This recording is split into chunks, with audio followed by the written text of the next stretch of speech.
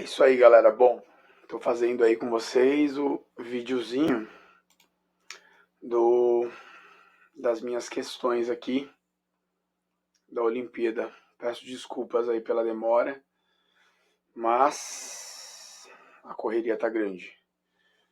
E aí, vamos lá. Questão 1. Observe a imagem a seguir de parte da reportagem do Jornal Diário da Tarde sobre o assassinato de Ângela Diniz. A partir da imagem e dos conhecimentos sobre o caso, né? Então aqui foi o porém, né? Bom, a B, o julgamento do assassinato de Ângela Diniz e as leis como a Lei Maria da Penha, a Lei do Feminicídio, são reflexos do entendimento da sociedade sobre tal. Então estourou, né, nos últimos anos esse caso, até porque, né, era um milionário lá e tal, matou a mina por honra, dizendo que a mina era uma pervertida, isso, aquilo, tal, né? Aquela coisa do machismo escroto sem pudor, né? Porém, entretanto, eu acredito que essa pontue mais, que é a alternativa D, lendo os conhecimentos sobre o caso, né? O advogado de defesa do assassino descreve a Ângela, deixa eu fechar aqui, como Pantera de Minas, aí, né? Mulher libertina, desprovida de princípios, abrindo caminho para justificar o crime, como legítima defesa de honra. Esses absurdos ainda aparecem na nossa vida, né? Bom, enfim, então seria, na minha opinião, essa pontua mais pela repercussão do caso. E a B também acredito que pontue, mas acho que menos, tá? A 2, leia a letra e ouça a canção Sala de Recepção do Cartola. Muito legal essa música, né? A Unicamp tem esse costume, né, de usar grandes canções de grandes compositores do Brasil. Constrói um discurso de identidade, né? Deixa eu fechar aqui que eu falei que pontua mais, né? Em que o Morro da Mangueira, a escola de samba, os moradores e os sambistas se misturam em um discurso de exaltação, tá? Essa pontua mais, na minha opinião. Tá? A C também está pontuando, faz alusão indireta à proibição imposta pela escola de samba, não faz alusão indireta, entendeu? Ela está mais falando da vida ali, né? Mesmo com a pobreza, o sol ilumina, aquece, até os inimigos são bem tratados, quer dizer, tá falando da comunidade, né? Tá falando da alegria que eles têm de viver mesmo em meio aos problemas, tal, né? Então, eu li um pouco sobre isso, né? Eu li um pouco sobre o significado da música. Acredito que a pontue mais, tá, galera? Mas aí vai de vocês. A minha versão não é a final, a versão final é a de vocês, tudo bem? Vocês é que vão decidir aí em qual vocês vão, porque se eu errar, não quero prejudicar ninguém, né?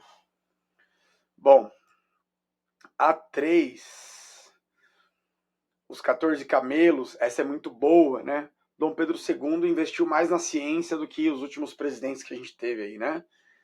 Então ele era filósofo, né, economista, falava vários idiomas, era um cara amigo íntimo de Charles Darwin, né? Enfim, viajou o mundo inteiro, né? Tudo que o Museu Nacional do Rio de Janeiro tinha antes de pegar fogo no governo Temer, Dilma Temer, né, em 2018, tudo que o museu tinha, grande parte foi produzido pela família de Dom Pedro, né? Então, assim. E aí a Comissão Científica de Exploração no Ceará faz parte de iniciativas estatais de fomento à produção intelectual científica do período, que resultou numa produção a respeito dos aspectos da botânica, geologia e da cultura local do interior cearense. E aí eu coloquei pontuou mais aqui, contou com uma diversidade de cientistas estrangeiros das áreas de ciências naturais, história e geografia, devido à intenção do imperador, do império, em produzir conhecimentos alinhados aos princípios mundiais do período. Tá? Então eu acredito que a D, ela pontue mais. Por quê?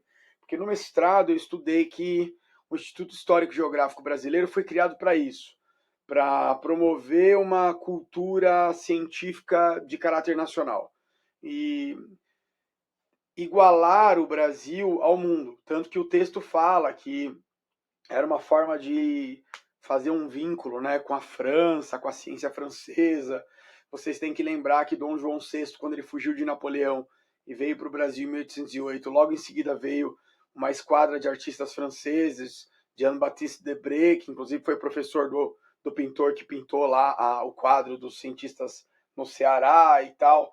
Vocês veem que tem um monte de estrangeiro envolvido, né, e tudo mais, e foram lá para a Argélia comprar os 14 camelos e tal. Então, enfim, tem uma série de questões que eu acho que deixam a D mais pontual, tá? Mas a C, na minha opinião, também pontua, tá?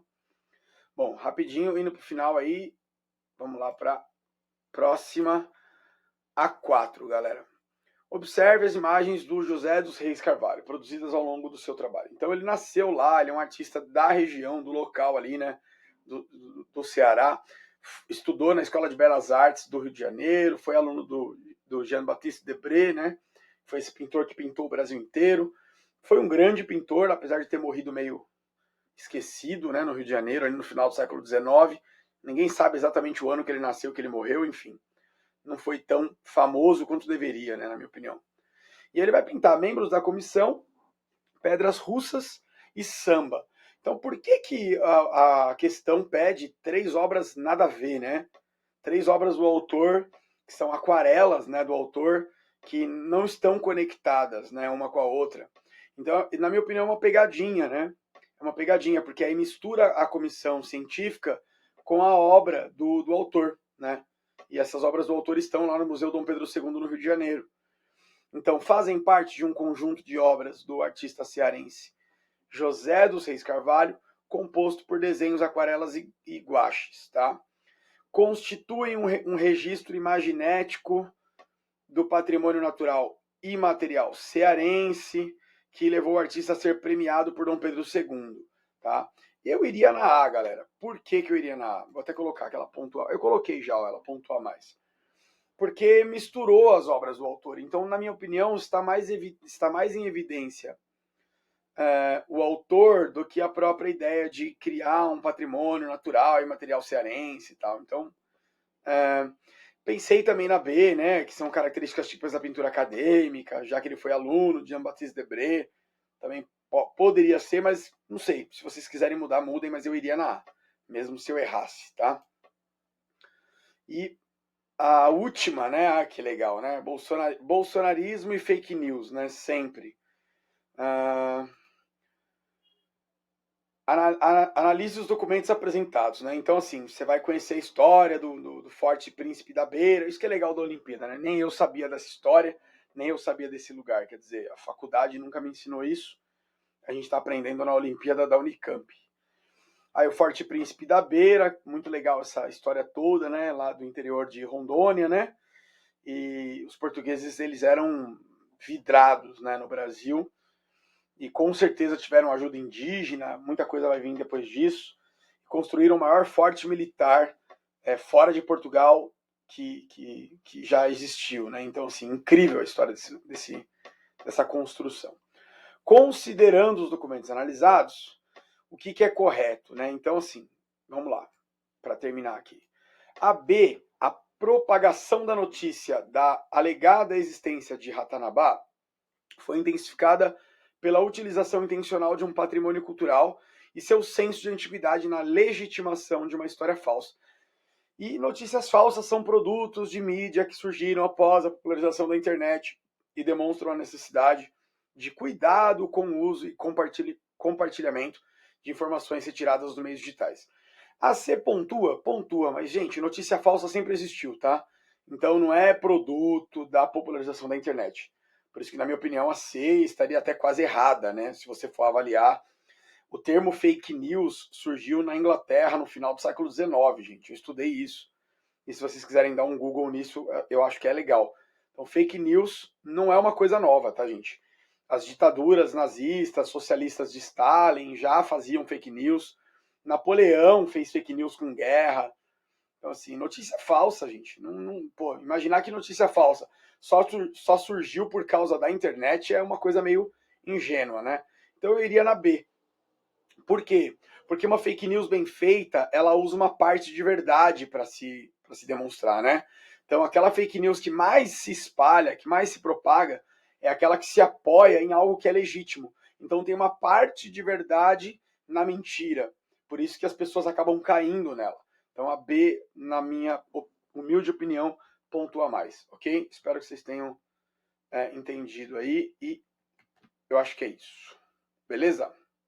Eu vou mandar para vocês o PDF printado, porque eu acho que na minha apresentação ele a página não mudou, tá bom?